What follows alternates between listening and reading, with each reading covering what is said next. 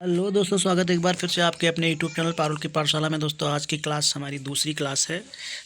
35 प्रश्नों की जो सीरीज हमने स्टार्ट की थी उसका आज दूसरा वीडियो है। तो दोस्तों शुरू करते हैं आज नेक्स्ट क्वेश्चन से, 36वें क्वेश्चन से। ये special class Uttar Pradesh special class है और जो आर ओ में कम से कम 30 से 35 क्वेश्चन आएंगे, वही श्रृंखला हम लोगों ने स्टार्ट की। दोस्तों शुरू करते हैं आज की श्रृंखला।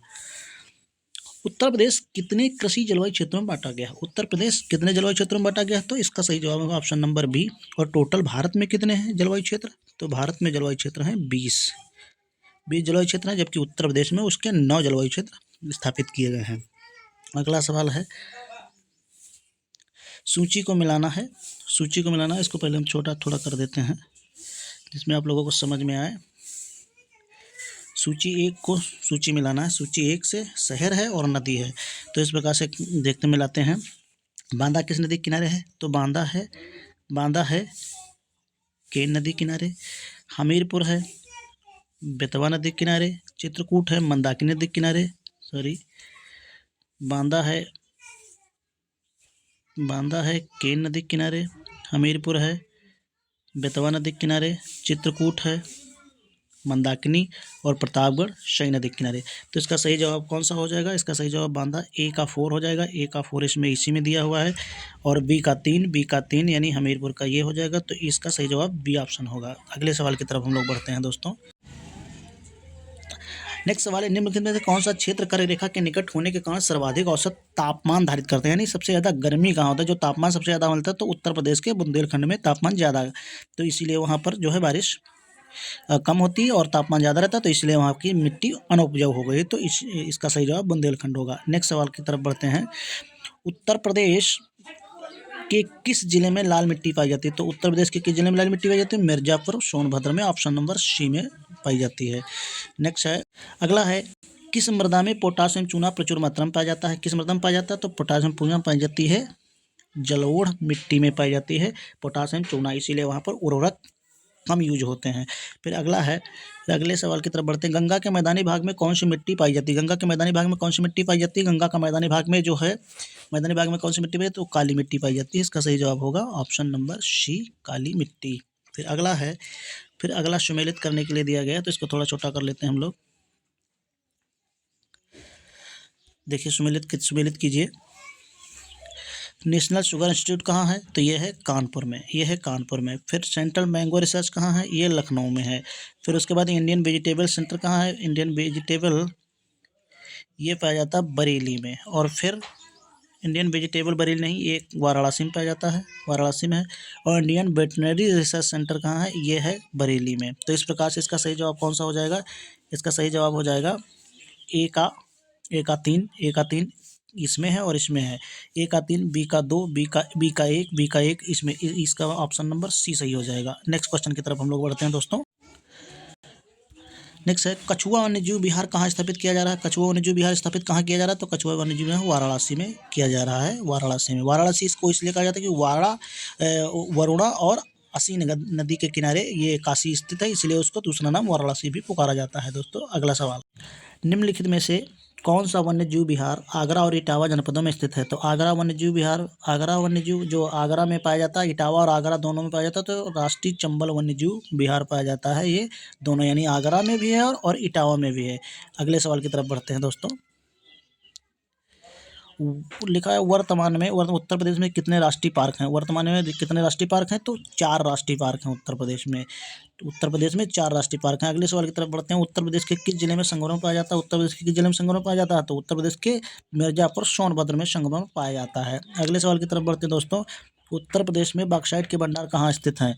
उत्तर प्रदेश में बॉक्साइट के कहाँ स्थित हैं? तो ये इसका सही जवाब क्या होगा? मिर्जापुर और सोनभद्र में, मिर्जापुर और सोनभद्र में बॉक्साइट के भंडार पाए जाते हैं। नहीं सॉरी, ये गलत है। ये इसमें पाया जाता है वाराणसी और बांदा में, वाराणसी और बांदा में बॉक्साइट के भंडार पाए जाते हैं। अगले सवाल की तरफ बढ़ते हैं। दुधवा राष्ट्रीय पार्क के संबंध में निम्नलिखित में से कौन सा कथन सत्य नहीं यानी असत्य है? इसकी स्थापना 1970 में हुई थी। ठीक, हेली पार्क के नाम से हुए थे। हेली पार्क इसका पहले रखा गया था, तो ये बिल्कुल सही है। इसका कुल क्षेत्रफल 490 वर्ग लगभग, हाँ बिल्कुल इतना है, बिल्कुल सही है। फिर अगला है, इसका विस्तार खीरी एवं पीलीभीत जनपद में है, यानी लखीमपुर खीरी और पीलीभीत दोनों जिलों में पाया जाता है। बिल्कुल सही, ये भी सही है।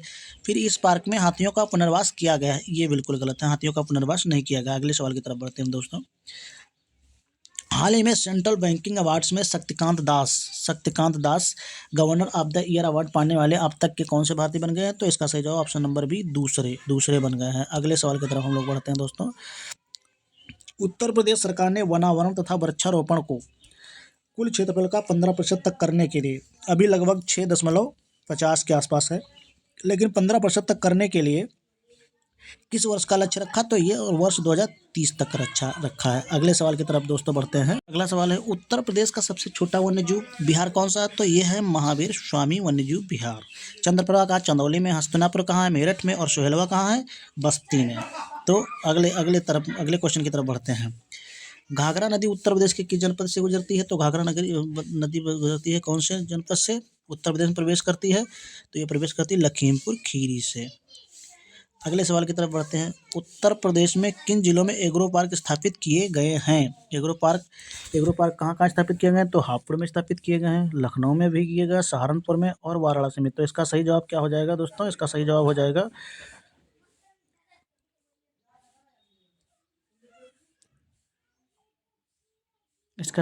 हो जाएगा उपर्युक्त सभी हो जाएगा इसका सही जवाब, यानी सभी जगह, चारों जगह एग्रो पार्क स्थापित किए गए हैं। अगले सवाल की तरफ बढ़ते हैं। ये मैच करने वाला सवाल है, तो इसको हम थोड़ा छोटा कर लेते हैं पहले।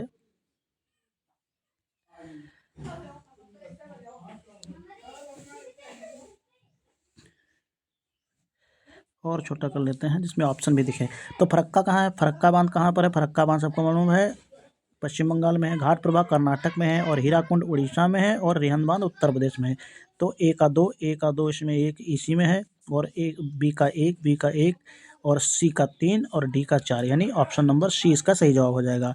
अगले सवाल की हम लोग, निम्नलिखित में किस जिले से होकर गंगा नदी उत्तर प्रदेश प्रवेश करती है? तो ये प्रवेश करती है बिजनौर नदी से, बिजनौर जिले से जो है प्रवेश करती है।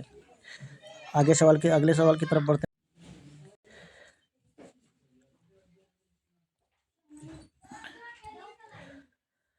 बिठूर किस नदी किनारे है? तो गंगा किनारे। गोरखपुर राप्ती नदी किनारे है। जौनपुर गोमती किनारे। और यमुना कौशाम्बी जो है यमुना किनारे है। तो इसका सही जवाब हो जाएगा ऑप्शन नंबर बी। देखिए इसमें एक मिलता है, बी मिलता है, केवल इसमें 2 नंबर इसी से मैच हो जाएगा, और गोरखपुर ए, यानी इसका बी ऑप्शन सही हो जाएगा। अगले सवाल की तरफ दोस्तों बढ़ते हैं। निम्नलिखित में कौन चंबल नदी घाटी योजना से संबंधित नहीं है? चंबल नदी घाटी से संबंधित कौन सी नहीं है? तो एक गोविंद सागर ये है चंबल नदी से संबंधित, और जवाहर सागर ये भी है इससे। और कौन कौन सही नहीं? तो ऑप्शन नंबर 3 ये नहीं सही है, और ये नहीं सही, यानी ये 2 संबंधित नहीं है। तो इसका सही जवाब क्या हो जाएगा? इसका सही जवाब हो जाएगा, हम लोग ऑप्शन और नीचे देखते हैं, तो 3 और 4 इसका सही जवाब हो जाएगा। इसका 4 सही जवाब हो जाएगा। फिर अगले सवाल की तरफ हम लोग बढ़ते हैं। उत्तर प्रदेश में चने का सर्वाधिक उत्पादन कहाँ पर होता है? चने का उत्पादन सही सबसे ज़्यादा कहाँ होता है? तो बुंदेलखंड में होता है सबसे ज़्यादा चने का उत्पादन। फिर अगले सवाल की तरफ बढ़ते हैं। उत्तर प्रदेश जमींदारी उन्मूलन एवं भूमि व्यवस्था अधिनियम कब पारित किया गया? उत्तर प्रदेश जमींदारी उन्मूलन एवं भूमि व्यवस्था अधिनियम कब पारित किया? तो ये 1950 में पारित किया गया, 1950 में। फिर अगले सवाल की तरफ, राष्ट्रीय जैविक खेती केंद्र NCOF कहाँ पर स्थित किया गया? तो ये सही किया गया है गाजियाबाद में, यानी राष्ट्रीय जैविक खेती केंद्र कहाँ स्थापित किया गया है? तो जो है ये किया गया गाजियाबाद में। अगले सवाल की तरफ हम लोग बढ़ते हैं। अगला मैच करने वाला है, तो इसको हम मैच करके देखते हैं कौन सा रोग किस फसल से संबंधित है, पूछा गया इसमें। तो धान से संबंधित कौन है? हरित बाल, ये बिल्कुल सही है। फिर बाजरा अरगट, इससे बाजरा में अरगट रोग हो जाता है। तो इसके बाद मटर में बुकनी ये गलत है, मटर में बुकनी नहीं होता है। चना में उकठा, ये भी सही है, लेकिन ये गलत है। बाकी ये तीनों सही हैं, 1 और 2 सही हैं, ये गलत है। तो अगले सवाल की तरफ हम लोग बढ़ेंगे दोस्तों। अगला सवाल है, उत्तर प्रदेश में आलू अनुसंधान केंद्र किस जिले में स्थापित किया गया है? तो स्थित है वो मेरठ में स्थापित किया गया है, ये है मेरठ। अगले सवाल की तरफ हम लोग दोस्तों बढ़ते हैं। फिर अगला सवाल है, उत्तर प्रदेश में प्रथम दुग्ध उत्पादक सहकारी संघ की स्थापना कहाँ की गई थी? उत्तर प्रदेश में प्रथम दुग्ध उत्पादक सहकारी कहाँ स्थापित किया गया था? तो स्थापित किया प्रथम दुग्ध उत्पादक सहकारी संघ की स्थापना कहाँ की गई थी? तो लखनऊ में, उत्तर प्रदेश की राजधानी लखनऊ में किया गया था। अगले सवाल की तरफ हम लोग, अगला है ग्रामीण,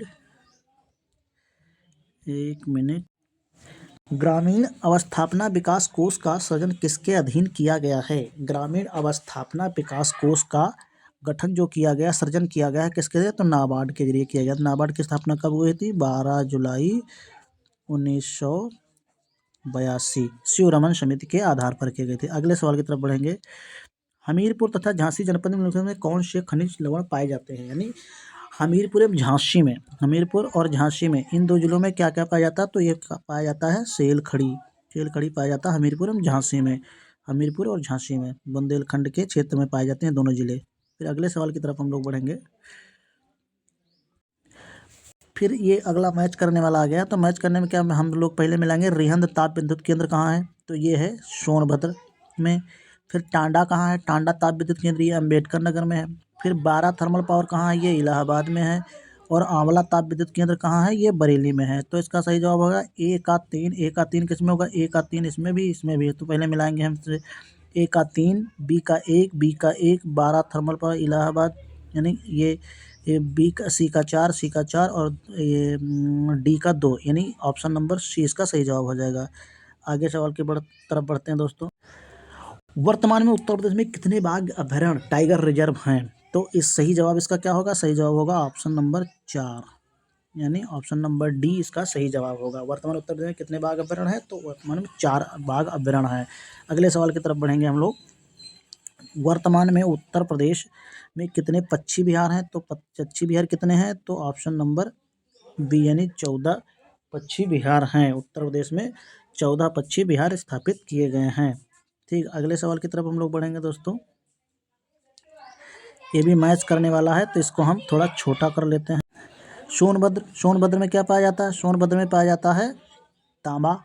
सोनभद्र में तांबा पाया जाता है। प्रयागराज में सिलिका बालू पाया जाता है। ललितपुर में चूना पत्थर और मथुरा तेल शोधन। तो इसका सही जवाब क्या हो जाएगा? बी का 3, ए का 3 हो जाएगा। ए का 3 केवल इसमें है, तो इसी का, और बी का 2 और सी का 1 और डी का 4, यानी इसका सही जवाब है ऑप्शन नंबर बी सही जवाब हो जाएगा। फिर अगले सवाल की तरफ बढ़ते हैं दोस्तों हम। अगला सवाल है, ये भी मैच करने वाला है और अंतिम सवाल आज का है। तो इसमें कौन सा कह रहा है सुमेलित नहीं?